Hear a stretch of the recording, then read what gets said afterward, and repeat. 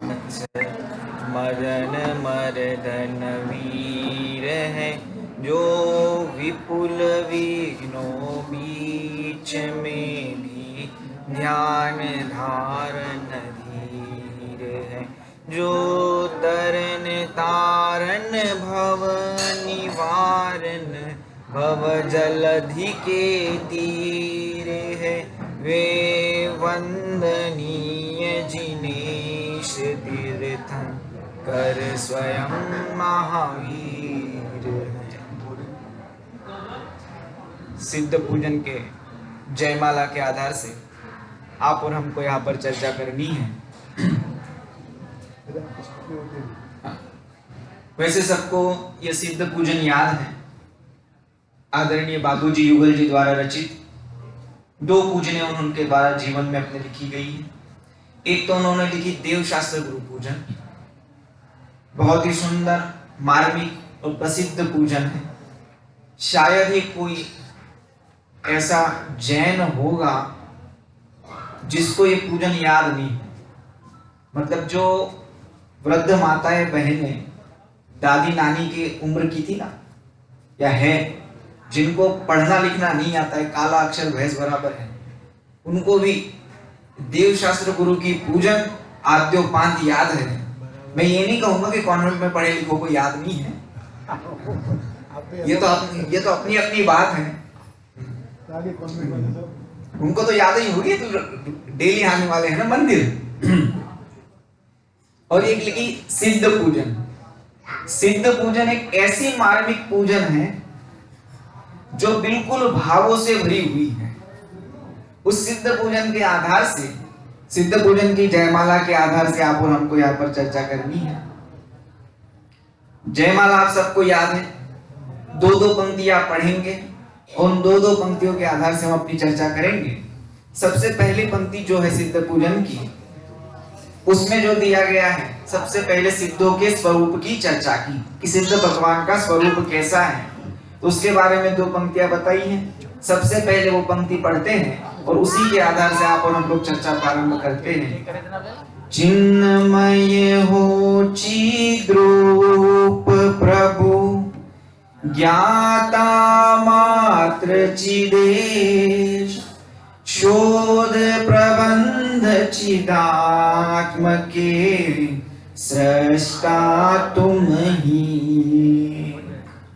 इसमें सिद्ध भगवान के स्वरूप की चर्चा की, उनके विशेषण बताए कि सिद्ध भगवान कैसे हैं। तो अगर चिन्मय है, चैतन्य मात्र है, चिद रूप है, चैतन्य स्वरूप है, ज्ञाता मात्र चिदेश कि कैसे हैं, तो जगत के ज्ञाता हैं, जगत को जानने वाले हैं। जैन दर्शन की विशेषता है कि ये भगवान की सत्ता को तो स्वीकार करते हैं। क्या जैन दर्शन भगवान की सत्ता को तो स्वीकार करता है, लेकिन सत्ता को कैसे स्वीकार करता है कि जानने वाले। तीन लोक के नाथ है ना, तो तीन लोक के नाथ मतलब तीन लोक के कुछ करने वाले नहीं है, तीन लोक को जानने वाले हैं। अच्छा, कितना जानने वाले हैं? तो भूतकाल को भी जानने वाले हैं, वर्तमान को भी जानने वाले हैं, और अनंत भविष्य को भी जानने वाले हैं। और रंज मात्र भी फेर फार के भाव, या रंज मात्र भी फेर फार का भार उनके माथे पे नहीं है। हम उनके यदि भगत है तो कम से कम थोड़ा तो फेर फार का भार अपने माथे से उतार के नीचे रख देना चाहिए। और क्या लिखा? शोध प्रबंध चिदात्म के। शोध प्रबंध मतलब क्या कहलाते होते? थीसिस। वो प्रबंध लिखते हैं ना, इतना बड़ा मोटा मोटा, तो आप किसके शोध प्रबंधक हो? कि चिदात्म के। नीचे यदि आप देखोगे तो अर्थ में लिखा गया है आत्मा के शुद्धि विधान की शोध। और कैसे हो? सृष्टा तुम ही एक। सिंपल सी बात है, इन दो पंक्तियों में सिद्ध भगवान का स्वरूप बताया है। अब अपनी चर्चा प्रारंभ होती है। एक बात ध्यान रखना, जयमाला की खासियत यह है जहां सिद्धों का स्वरूप बताया तो अंत में सिद्ध के बनने का, सिद्ध स्वरूप को प्राप्त करने के उपाय तक लेके जाएंगे। पहले वो अपनी दशा बता रहे कि अपनी दशा कैसी है, दो दो पंक्तियां पढ़ेंगे, उसके आधार से चर्चा करेंगे। विस्तार तो खूब है, लेकिन प्रयास करेंगे कि 2 क्लास में अपनी पूरी जयमाला का अर्थ हो जाए। दो दो पंक्तियां पढ़ते हैं। जगाया तुमने कितनी बार, हुआ नहीं चिर निद्रा का अंत, मदिर सम्मोहन ममता का, अरे बेचेत पड़ा मैं संग। क्या कह रहे हैं? कितनी बार जगाया? जगाया तुमने कितनी बार। ये सिद्ध भगवान, आपने हमें अनेकों बार जगाया है, एक आध दो बार नहीं, अनेकों बार। छोटे बच्चे होते हैं ना, उनको सुबह सुबह की स्कूल होती है तो मम्मी उनको जगाती है। कितनी बार जगाती है? एक आध दो बार जगाती है। फिर नहीं जगे तो सबको कहानियां तो घर घर की है। नहीं जगे तो फिर थोड़े जोर से जगाती है। फिर नहीं जगे तो फिर अब वो आवाज का लेवल बढ़ता जाता है, कह नहीं सकते कितना बढ़ेगा, फूट भी सकता है। ऐसा सिद्ध भगवान कहो, जिनवानी माता कहो, जब जब हमें जगाया तो कभी ऊंचे आवाज में भी जगाया है, उतने ही प्रेम से जगाया है। वो बात अलग है कि हम जागे नहीं। क्या बात करते हो पंडित जी, जागे नहीं, हम सोते ही कब है आजकल। ये सोना और जागना क्या होता है ये समझो। जगाया तुमने कितनी बार, जागना मतलब क्या और सोना मतलब क्या? अभी हम जागे हैं कि सोए हैं? आप अपना अपना विचार करना। मैं क्यों कहूं कि आप जागे हो कि सोए हो? यदि हम अपने कार्य में जागे हुए हैं तो जागे हैं, और यदि हम अपने कार्य में सोए हुए हैं तो हम सोए हुए। अपना कार्य मतलब क्या? यदि हमने आत्म कल्याण के लिए कमर कसी है तो हम जागे हुए हैं, और यदि हमने आत्म कल्याण के लिए कमर नहीं कसी और 24 घंटे आंखें खुली रखी हुई तो भी हम सोए हुए। तो आपने अनेकों बार जगाया, लेकिन हमारी जो चिर निद्रा थी ना, चिर निद्रा मतलब कौन सी की? मोह रूपी निद्रा। इसी प्रकार के भाव छड़ाला में है। मोह महामद पियो ना। कोई शराबी व्यक्ति हो, रास्ते पर शराब पीकर पड़ा हो, बोलो अच्छा है कि बुरा है? कोई सोचने लायक बात नहीं है इसमें, तुरंत जवाब देना है। और अपन तो बिल्कुल सुधरे वाले, छान कर पानी पीने वाले में से है ना, इतना क्या सोचना, वो तो गंदी चीज है। ये पंचम काल की महिमा है कि खराब चीजों को बोलने के लिए भी सोचना पड़ता है। नहीं तो आज हमारे बाप दादाओं के जमाने में चले जाओ, पूरे मोहल्ले में कोई एक आध शराब पीता था तो ऐसी तिरस्कार भरी दृष्टि से उसको देखा जाता था, और वो भी मानता था कि मैं गलत काम कर रहा हूं, है ना? ऐसा ही होता था ना। आज परिस्थितियां बदल गई है, आज तो लोगों की शान शौकत हो गई है। और पंचम काल क्या क्या रंग दिखाएगा, ये तो काल के गर्त में ही छुपा है। उसके पहले हमें अपना कल्याण करना है। तो जैसे कोई शराबी शराब पीकर चौराहे पर पड़ा हो तो हमें कैसे लगता है कि बहुत बेकार है, दुष्ट है, जो आप बोल सकते हो। और कोई मोह रूपी मदिरा पीकर सो रहा हो तो शराब तो एक आधी भव का कल्याण करती है, लेकिन ये मोह भव का कल्याण करता है। इसलिए कि हुआ नहीं चिर निद्रा का अंत, मदिर सम्मोहन ममता का। मदिर, मदिरा शब्द से ही मदिर बना है, मादकता। और कैसी?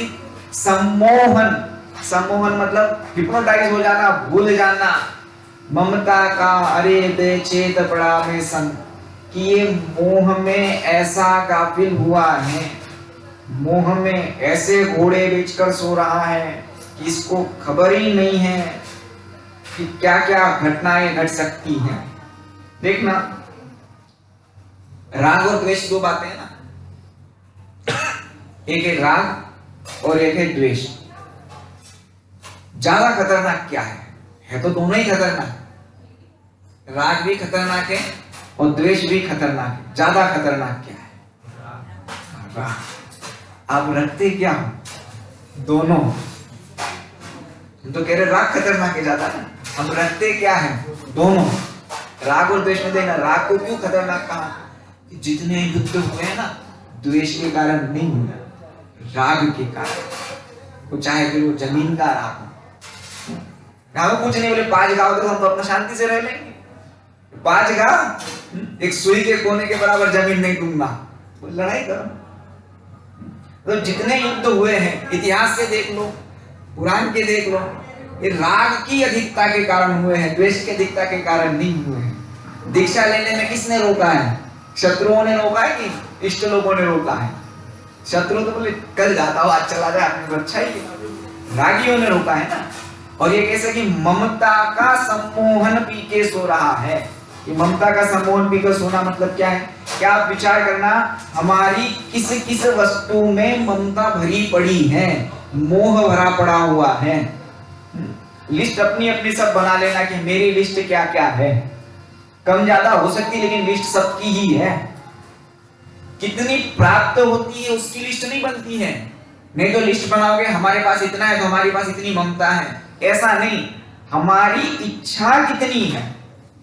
बात समझना, यहाँ पे जो ममता की बात चल रही है ना, वो आपके पास सामग्री कितनी है उसकी बात नहीं है, आपकी आसक्ति कितनी है उसकी बात है। ये जो बुद्धि लगाता है ना कि मेरे चाहने से सामग्री हो जाएगी या मेरे चाहने से सामग्री चली जाएगी, ऐसी वस्तु स्थिति है ही नहीं है। चक्रवर्ती को जानते हो? भरत चक्रवर्ती को जानते हो? भरत चक्रवर्ती का नाम सुना है? कहाँ रहते थे? वसई में रहते थे कि विरार में रहते थे? उनके पिताजी कौन थे पता है? भरत चक्रवर्ती के उनका ध्रुव क्या नाम था? आदिनाथ, राजा आदिनाथ उनके पिताजी थे।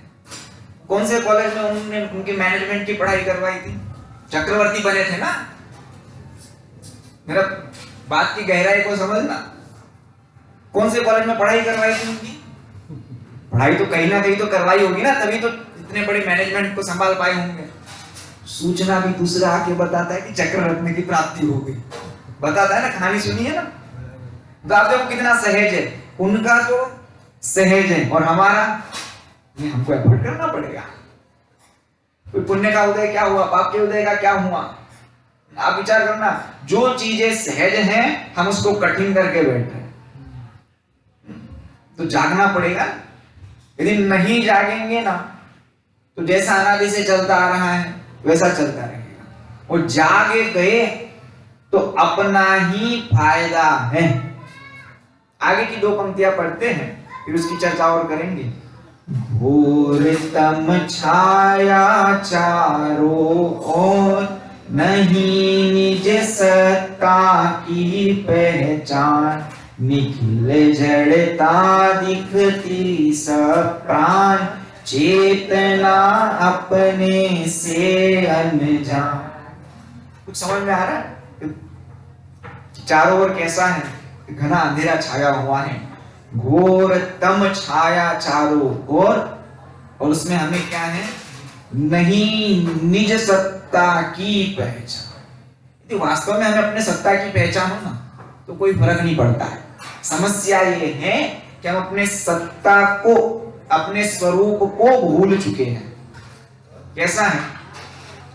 दादा ने मैं स्वयं भगवान में पुस्तक लिखी ना, उसमें स्वयं भगवान पुस्तक में उन्होंने 2-3 उदाहरण दिए। उसमें मैंने पहले भी बताया था, उसमें करोड़पति रिक्शा वाला है। ये तो पहले एक बात तो समस्या है कि हम रिक्शा वाला हो और करोड़पति हो, ये तो मानते ही नहीं। रिक्शा वाला भी करोड़पति हो सकता है, क्योंकि कहानी नहीं बताऊंगा पूरी। अब एक बात बताना, जैसे उसको पूरी कहानी आप पढ़ लेना जिनने नहीं पढ़ी। मैं स्वयं भगवान हूं नाम की पुस्तक है। उस रिक्शा वाले को पता पड़ा कि उसके नाम से बैंक में करोड़ रुपए की एफडी रखी हुई है। अब उसके बर्ताव में, उसके बिहेवियर में चेंज आएगा कि नहीं आएगा? देखो कितनी संभावनाएं बन सकती हैं। आप कहोगे उसके बर्ताव में चेंज नहीं आएगा, इसका मतलब उसको करोड़पति का ज्ञान नहीं है। करोड़पति क्या कहलाता है? यही है ना। वो पहले के जैसे फटे कपड़े पहने, पहले जैसे मांग के खाए, 2 रुपए दे दो चाय पीना है। भले आदमी, तुम्हारे बैंक में करोड़ रुपए बने, और तुम 2-2 रुपए मांगते, इसका मतलब तुमको करोड़ मतलब क्या इसकी खबर नहीं है। यदि करोड़ की खबर हो तो 20-50 तो ऐसे ही दे दे, मांगे नहीं, फर्क है ना।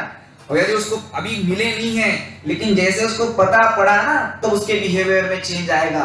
अब वो रिक्शा लौटाने नहीं जाएगा, जिसका रिक्शा चलाता था उसको फोन करेगा, आके अपना रिक्शा लेके जा, वो घर से भाड़ा ले लेना, चेक ले लेना और एक्स्ट्रा ले लेना, है ना। कपड़े तो वैसे ही पहने, लेकिन जैसे उसको करोड़ की सत्ता की पहचान होगी, उसका एटीट्यूड चेंज हो गया। अब जैसे ही हमें ये पहचान हुई कि मैं चेतन हूं, तो हमारा कितना एटीट्यूड चेंज होता है कि हमको आगे की जो पंक्तियों में आएगा वो जड़ता ही सब प्राण दिखती है। देखना हमारा एटीट्यूड चेंज हुआ कि नहीं हुआ, कि वही का वही एटीट्यूड है कि जाना है, मरना पड़ेगा, सबको जाना है। मेरे एटीट्यूड में क्या चेंजेस आया है? मैं अपनी सत्ता किससे मानता हूं? यदि मुझे मेरी सत्ता की पहचान है तो एटीट्यूड चेंज होना चाहिए। मेरी सत्ता मतलब क्या? काला हो कि गोरा हूं, मोटा हो कि पतला हूं, लंबा हो कि चौड़ा हूं, कितने साल का हूं, ये मेरी सत्ता नहीं है। अनादि से मान इसी को अपनी सत्ता रहा हूं। लोग सेठ कहते वो मेरी सत्ता नहीं है, लोग पंडित कहते वो मेरी सत्ता नहीं है, लोग इंजीनियर कहते वो मेरी सत्ता नहीं है, लोग डॉक्टर कहते वो मेरी सत्ता नहीं है। वो निज सत्ता की पहचान नहीं है, वो पर सत्ता से अपने आप को मानना है।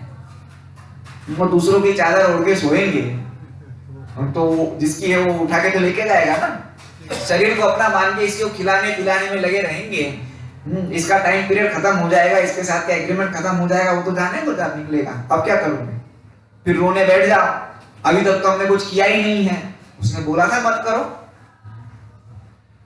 ये तो हमारी गलती ना, नहीं निज सत्ता की पहचान। और क्या इतनी गलती नहीं है, नहीं निज सत्ता, निखिल जड़ता दिखती सब प्राण, ये बहुत बड़ी गलती है, ये छोटी मोटी गलती नहीं है। अक्षम्य अपराध है जड़ता सब प्राण दिखना। जड़ता सब प्राण दिखना मतलब क्या होता है? जड़ और चेतन दो पदार्थ है।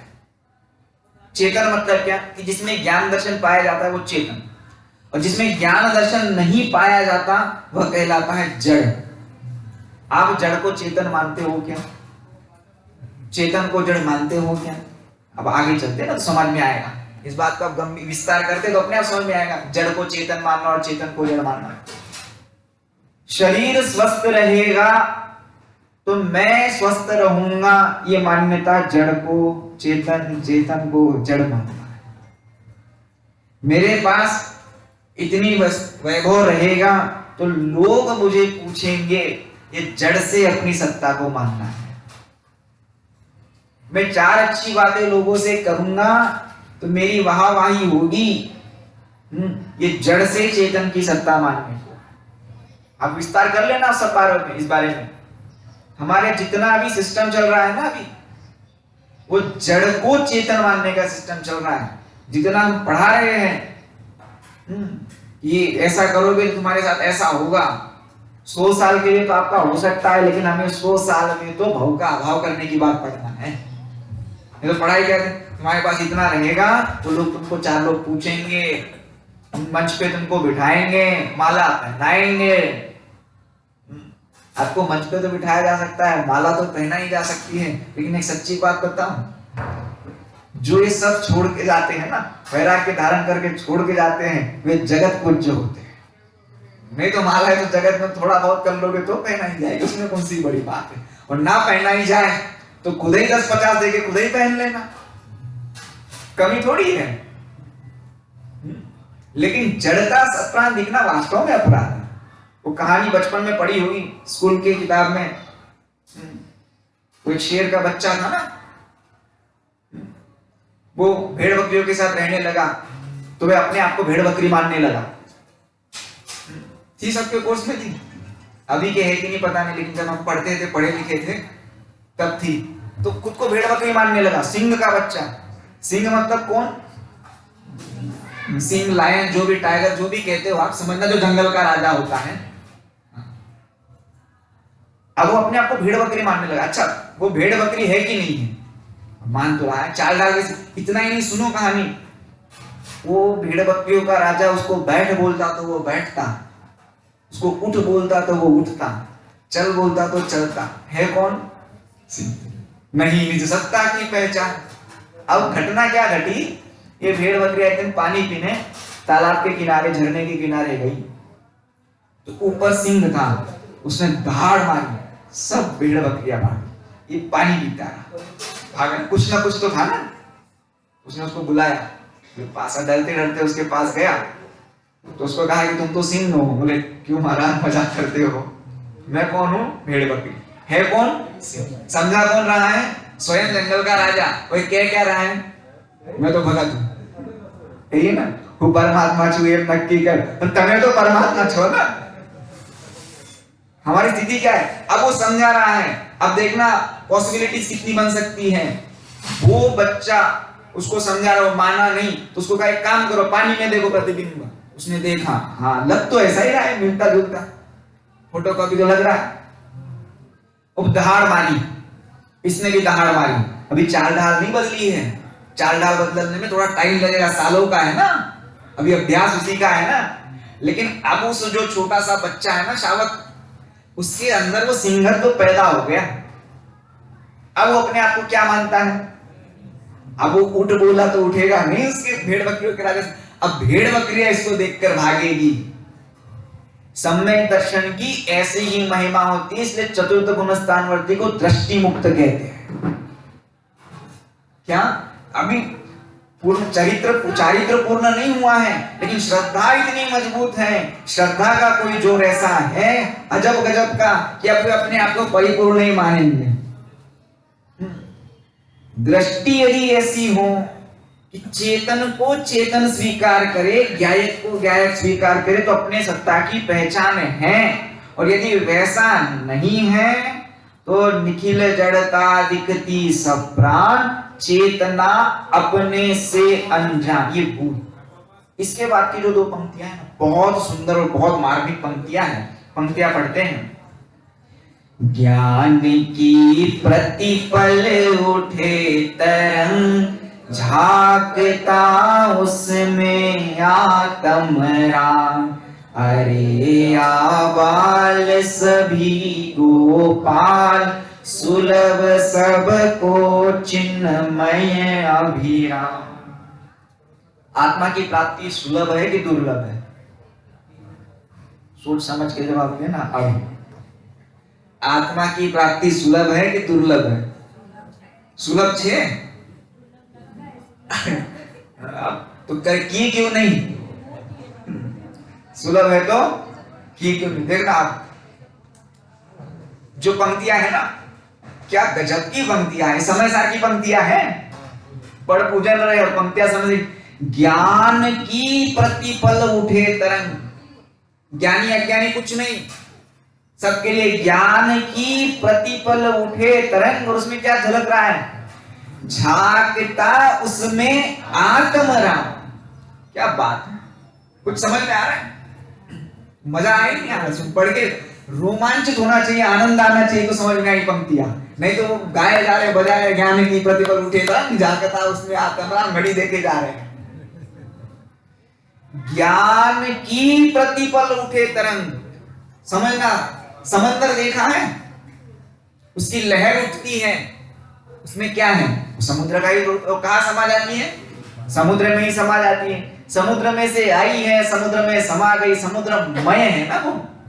वैसे ज्ञान की प्रतिपल उठे तरंग, और उस ज्ञान की तरंग में कौन झांक रहा है, उसमें क्या जानने में आ रहा है, झांकता उसमें आत्म राम की आत्मा ही। गजब की बात है, ज्ञानी अज्ञानी कुछ नहीं लिखा है, जानने की प्रक्रिया ज्ञानी की और अज्ञानी की सेम है, कोई फर्क नहीं है। जानने की प्रक्रिया में कोई फर्क नहीं है। यदि जानने की प्रक्रिया में कोई फर्क नहीं है तो एक को सम्यक दृष्टि और एक को मिथ्या दृष्टि, ऐसा क्यों कहते हो, है ना। सुनो, थोड़ा गहराई से सुनो। सम्यक दृष्टि का जानना और मिथ्या दृष्टि का जानना, दोनों में फर्क क्या है। इस सम्यक दृष्टि ने ये जानने के बावजूद जानने वाले को अपना माना है। क्या सम्यक दृष्टि ने ये जानने के बावजूद ज्ञायक को अपना माना है। और मिथ्या दृष्टि ने जो ज्ञेय ज्ञान में झलका उस ज्ञेय को अपना माना है। जबकि जो ज्ञेय जानने में आता है ना, ये ज्ञेय की ओर से कथन करेंगे तो वह ज्ञेय जानने में आया, और ज्ञायक की ओर से कथन करेंगे तो वह झलकन भी ज्ञायक है। समझ में आ रही बात? कठिन तो नहीं पड़ रही? कठिन नहीं पड़ेगी। डेली के स्वाध्यायी लोग एक ही बात तो आपको ज्ञेय ज्ञायक की थोड़ी समझाएंगे अभी। क्या ज्ञेय की ओर से कथन करेंगे तो ज्ञेय जानने में आया, और ज्ञायक की ओर से कथन करेंगे तो वह झलकन भी ज्ञायक है, कि ज्ञान की पर्याय ने अपने ज्ञान को ही जाना है।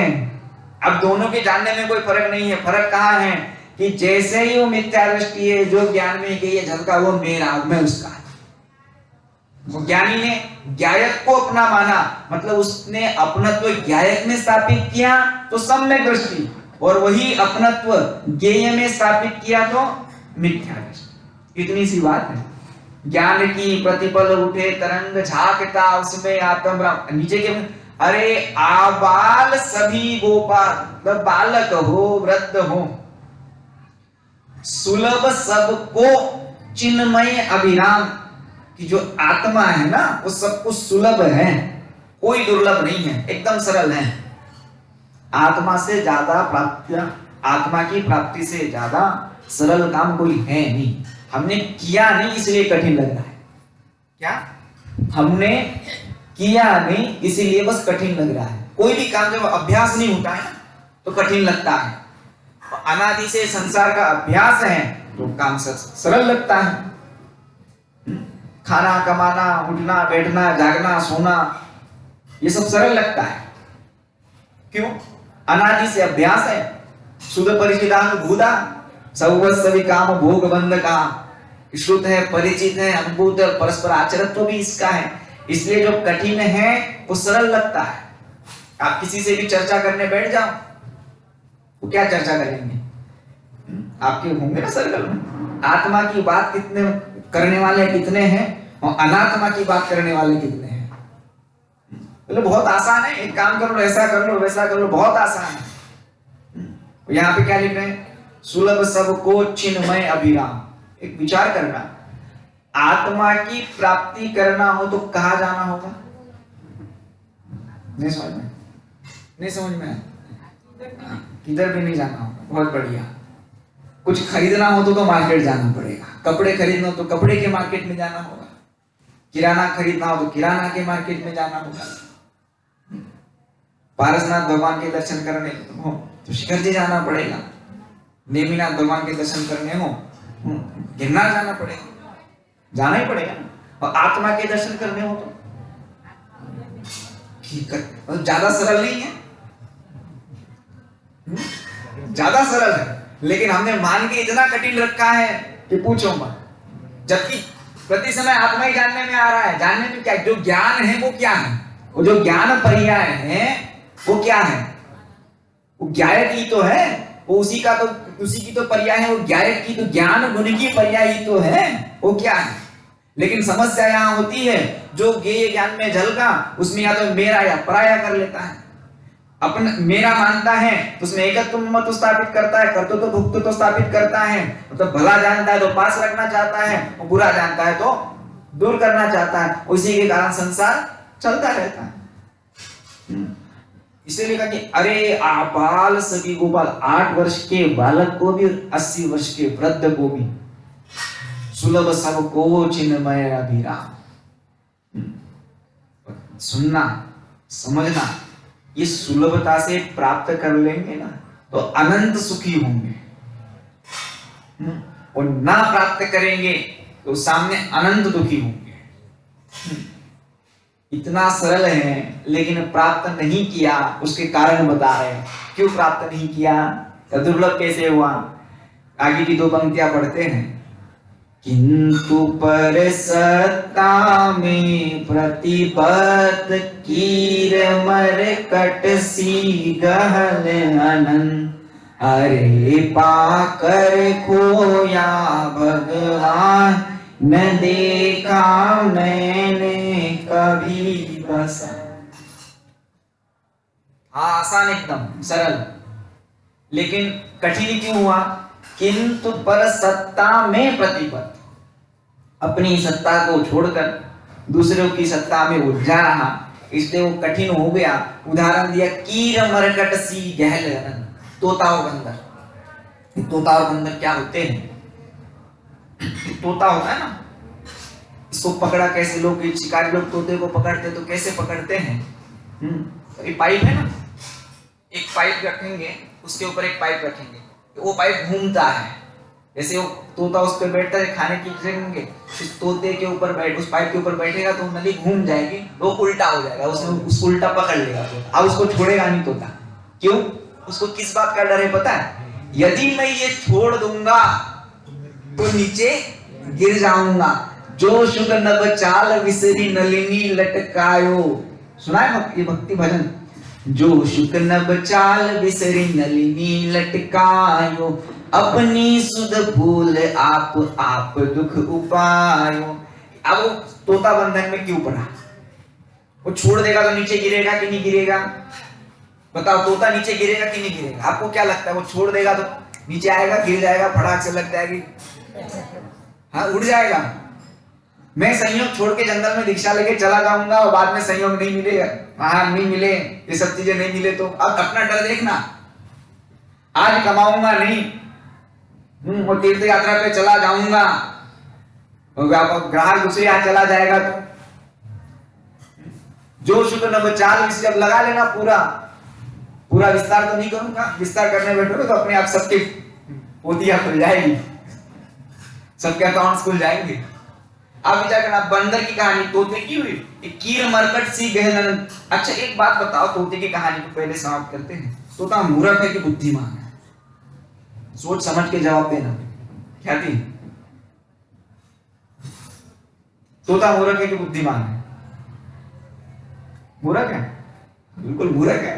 छोड़ दे, उड़ जाए, बंधन में नहीं पड़ेगा। और आज यदि तोते ने नहीं छोड़ा तो गारंटी कि तोता कल पिंजरे में होगा। अभी कहानी का कॉम्प्लेक्स बाद में आएगा। बंदर की कहानी सुनो। एक मटका समझते हो, घड़ा जिसमें पानी रखा जाता है, लेकिन उसका मुंह है ना एकदम सकरा था। सकरा मतलब समझते हो, छोटा है। उसमें चने रखे थे। अभी बंदर उछल कूद करते हुए टेरेस पे पहुंचा और उसने वो चने देखे और उस मटके में हाथ डाला और ऐसे मुट्ठी भरी, तब वो मटके से बाहर नहीं निकल रहे। अब बंदर क्या कह रहा है पता है? उसमें भूत है, उस घड़े ने मुझे घड़े ने पकड़ा है कि नहीं पकड़ा है? नहीं पकड़ा है। और सुनो, कहानी आगे और आगे है। जिसने चने रखे थे ना टेरेस पे, वो मालिक नीचे से ऊपर आ रहा है। वो जैन तो है नहीं कि बंदर को देख के शुक शुक करके बताए, वो तो लठ लेके ही आ रहा है। बहुत उधम मचाते हैं, आज तो एक आध दो को सिखाई दूंगा। अब वो बंदर घबरा रहा है कि इसके घड़े के अंदर भूत है और उसने मुझे पकड़ लिया है। अब वो उस बंदर को छूटना है, तो आपके पास क्या उपाय? चने छोड़ दे? क्या बात कर रहे हो आप? मुट्ठी खोलना मतलब चने छोड़ना? पॉसिबिलिटीज देखो। यदि नहीं छोड़ा तो डंडे खाना है, और छोड़ दिया तो उछल के भाग जाएगा, छलांग मार देगा। वो डंडा लेके आएगा लेकिन छलांग नहीं मार पाएगा। यही बात है ना। अब इसके पास ये है कि या तो मार खाए चुपचाप, चने नहीं छोड़ना तो एक बात ये हो सकती है कि चुपचाप चने पकड़ेगा, 2-4 लट्ठे जितने खाए बिल्कुल अधमरा सा हो जाए, वो पता पड़े प्राण पखेर उड़ जाए, इतना मार खा सकता है।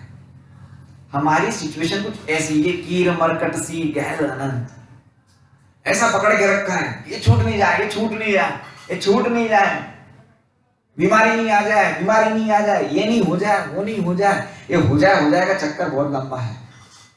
कीर मरकट सी गहल अनंत, अरे पाकर होया भगवान। कि नहीं मिलता तो बात ही अलग थी, मिला ही नहीं, हमको मिलकर हम छोड़ दें।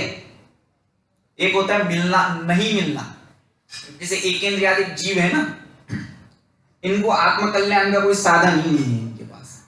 ये चाह कर क्या है, चाहते ही नहीं है, मन ही नहीं है सोचने का।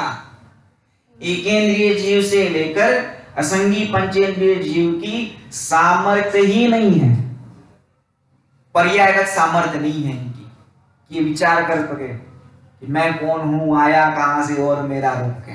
किसकी सामर्थ्य है? संगी पंचेंद्रिय की।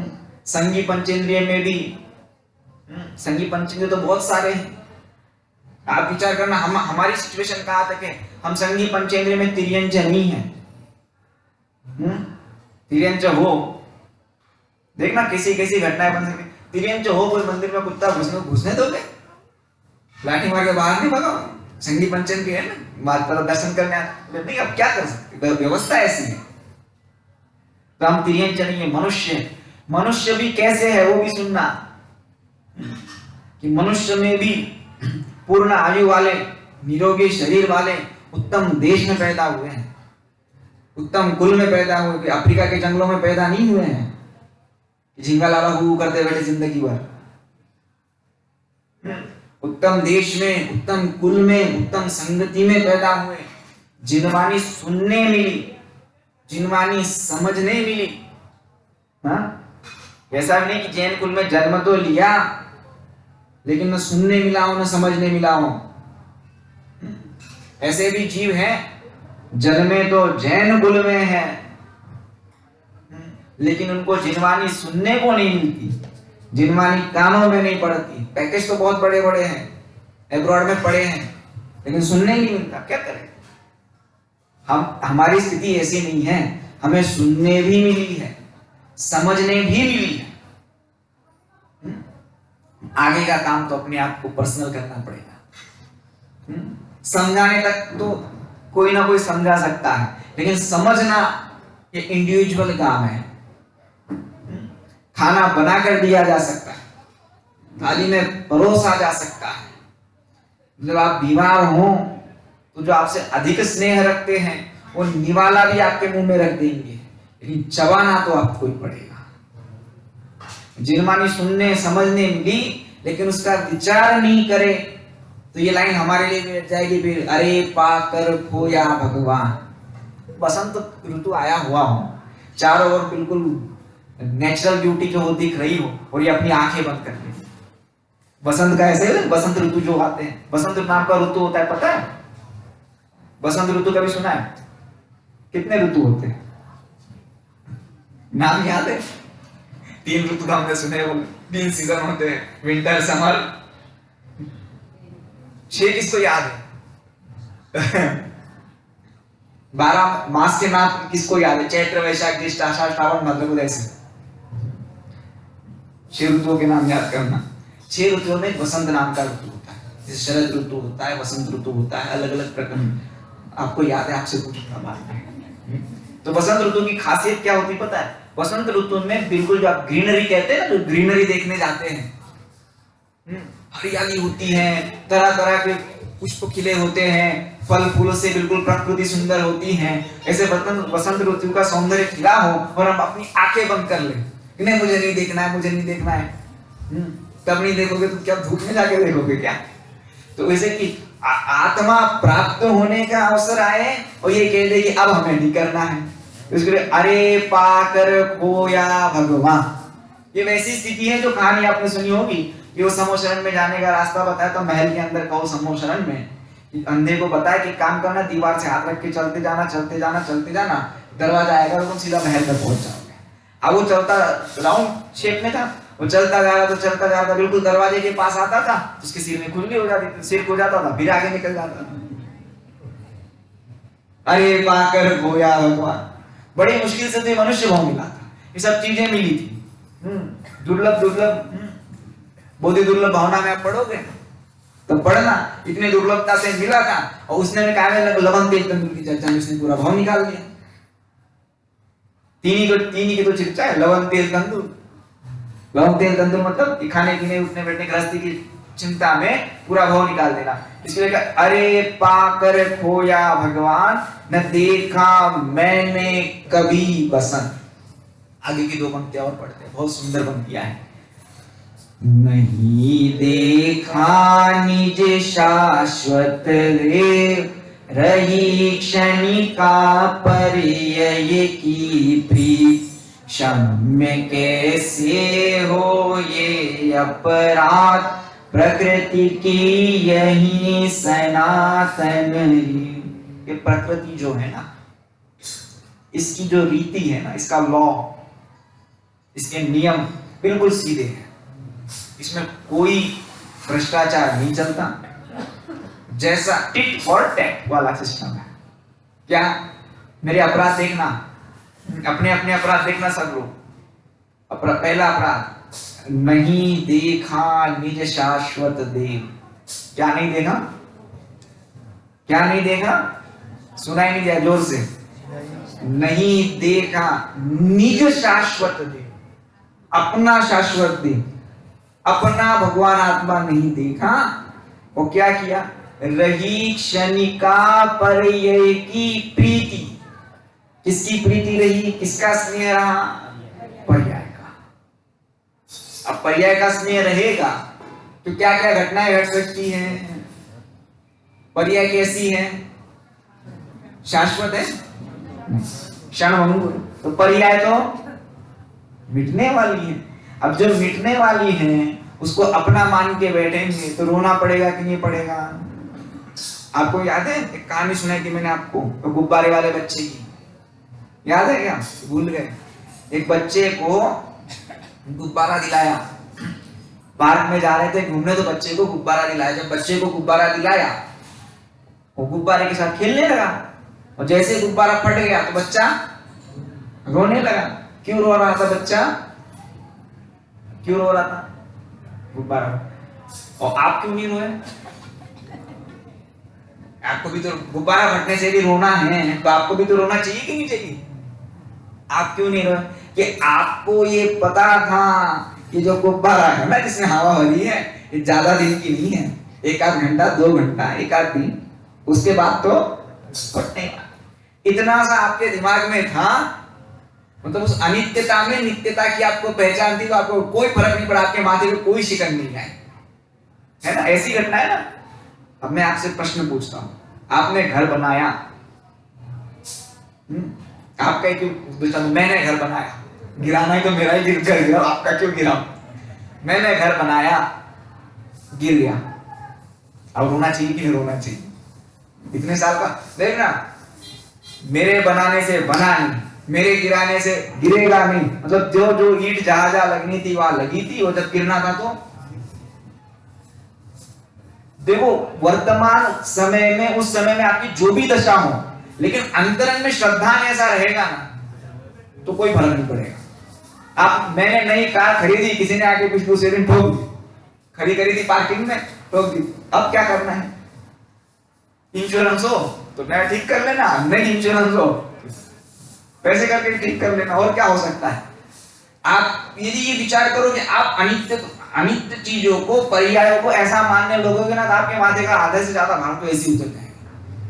हमें उन बातों की चिंता है जिनसे हमारा कोई लेना देना नहीं है, कोई लेना देना नहीं हमारा, हमें उन बातों की भी चिंता है। इसी का नाम है रही क्षणिका पर्यय की प्रीत। अमेरिका में क्या हो रहा है इस बात से आपका कोई लेना देना नहीं है, लेकिन हमें उस बात की चिंता है वहां का राष्ट्रपति कौन बन रहा है, वहां के कितने केस बढ़ गए,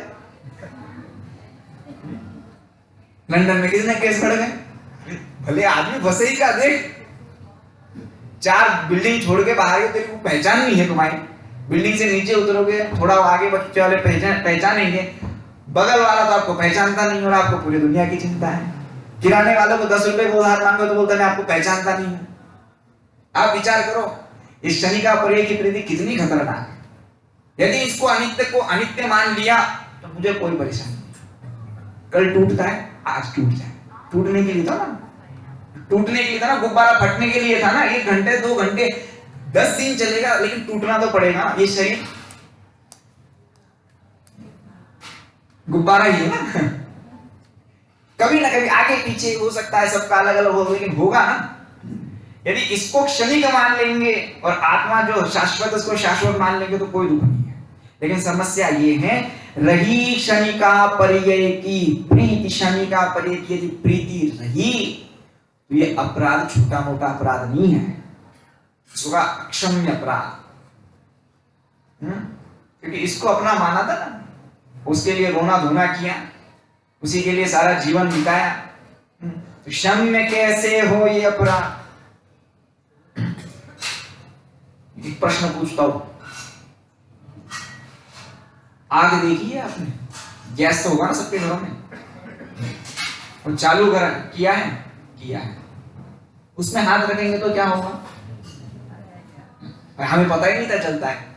अब कोई हमें पता नहीं था चलता है तो चाहे पता हो चाहे नहीं पता हो, उस पे हाथ रखेंगे तो, चाहे अज्ञानता में करो चाहे जानबूझकर करो, अपराध तो शनि का पर्याय की प्रीति का जो फल आने वाला है वो तो आने वाला है। रही क्षम्य कैसे हो अपराध, क्षम्य कैसे हो ये अपराध? ये अपराध क्षमा करने वाले होने वाले नहीं है कि भगवान के पास जाएंगे शांतिनाथ भगवान हमारे अपराध क्षमा कर दे।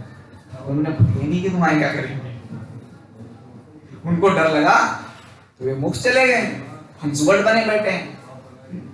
आप विचार करो, बिल्कुल क्रिस्टल क्लियर, क्षम्य कैसे हो ये अपराध। प्रकृति की यही सनातन रीति, आज की रीति नहीं है, ये कोई आज बनाया हुआ लॉ नहीं है, ये तो अनादि से ऐसा ही सिस्टम चलता आ रहा है कि जैसा जैसा ये करेगा फल स्वरूप वैसा आएगा। शाश्वत देव देखा होता तो है शाश्वत भव्य जिनालय, है शांति बरसती जिसमें मानव आया सिद्धालय वाला काम हो जाता। शाश्वत देव देखेंगे तो शाश्वत जगह विराजमान होंगे। फॉर्मूला बता रहा हूं, ध्यान से सुनना। यदि हम अपना शाश्वत देव देखेंगे तो शाश्वत सिद्धालय में विराजमान होंगे। यदि हम शनि का पर्याय की प्रीत करेंगे, उसी में रचे बचे रहेंगे, तो चार गतियों के चक्कर काटेंगे और घूमते रहेंगे। यही प्रकृति की सनातन रीति। अब कहाँ कहाँ जाते हैं? निगोदों की भी सैर करके आएंगे, निगोद भी घुमा के लेके आ जाऊंगा। दोपहर की क्लास में जब आएंगे हम, स्वर्ग भी चलेंगे बिना मरे, नरक में भी घूम के आएंगे, सब जगह घूम के आएंगे। फिर आप तय करना कि आपको कहाँ जाना है। अंतिम लक्ष्य सिद्धालय तय करना है कि नहीं सभी में घूमना है। बात चलती थी ना, पूर्णता के लक्ष्य से की गई शुरुआत ही सच्ची शुरुआत होती है। ओम नमः सिद्धेभ्यो।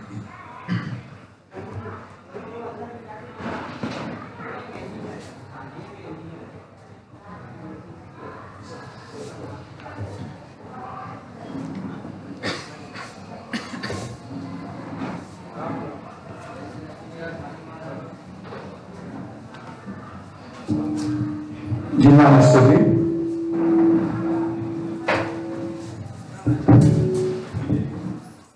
विख्यात को ज्ञान के प्रकाश वे अपा परभास वे